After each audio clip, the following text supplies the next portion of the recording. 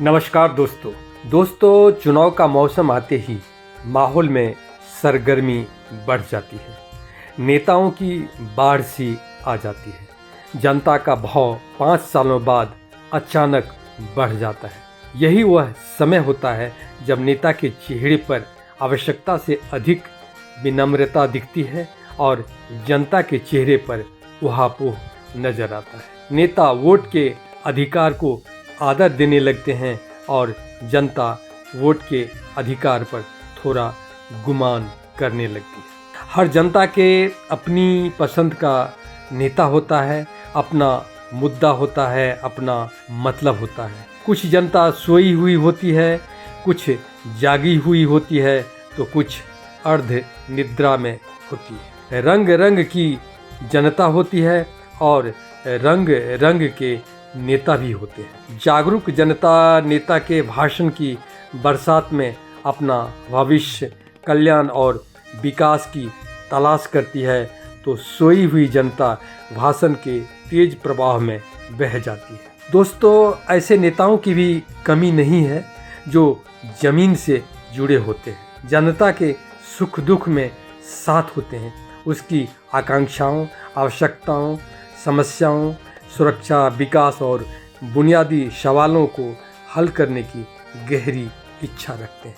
लेकिन ऐसे नेता अक्सर हार जाते हैं और हवाबाजी करने वाले जीत जाते हैं। सवाल है कि ऐसा क्यों होता है?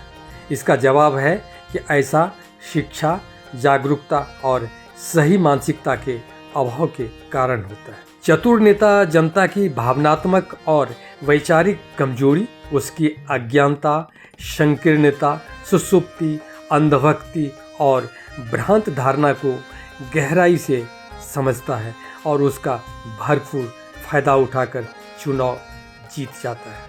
इस तरह की जनता अपनी दयनीय दशा को कम देखती है और भावनाओं की नशा में कुछ ज़्यादा ही झूमती है। सोचने की बात है कि जनता जब खुद ही अपनी दशा में सुधार नहीं चाहती तो उसके नेता को फिक्र करने की ज़रूरत ही क्या है। दोस्तों, जनता जब सोई हुई होती है तो चालाक नेता की मौज होती है।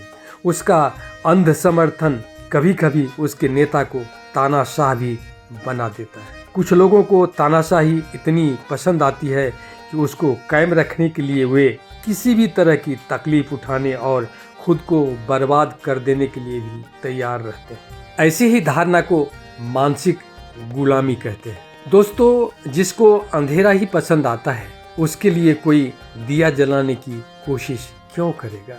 लेकिन ऐसे नेता भी होते हैं जो जनता को झकझोरकर जगाने का प्रयास करते रहे हैं। लेकिन आज भी अधिकांश लोग अपने दिमाग को यूज नहीं करते हैं। दिमाग उनका तो होता है लेकिन उसका इस्तेमाल कोई और करता है। दोस्तों, क्या आपको हैरानी होती है कि समाज में अत्याचार, अनाचार, अन्याय को कृत करने वाले और डर फैलाने वाले लोग नेता के रूप में चुने ही नहीं जाते हैं बल्कि पूजे भी जाते हैं? इस तरह की स्थिति को देखकर आप क्या कहेंगे कि जनता ज्ञानी और जागरूक है? उसकी सोच अच्छी दिशा में है? क्या वह तर्क करने के लिए तैयार है? उसकी गलत और दुरंगी सोच अच्छा रिजल्ट कभी दे सकती है क्या? दोस्तों, नेता आसमान से उतर कर नहीं आता है, वह जनता के बीच से ही आता है। जैसी जनता होगी वैसा ही नेता होगा और वैसी ही सरकार भी होगी। लेकिन समाज में अच्छे लोग भी होते हैं, उन्हें चुना जाना चाहिए। वैसे ही नेता समाज में गुणात्मक परिवर्तन ला सकते हैं। लोगों को चाहिए कि वे अच्छे नेता को चुने और नेता को चाहिए कि वो देश को सही और नई दिशा में लेकर चले।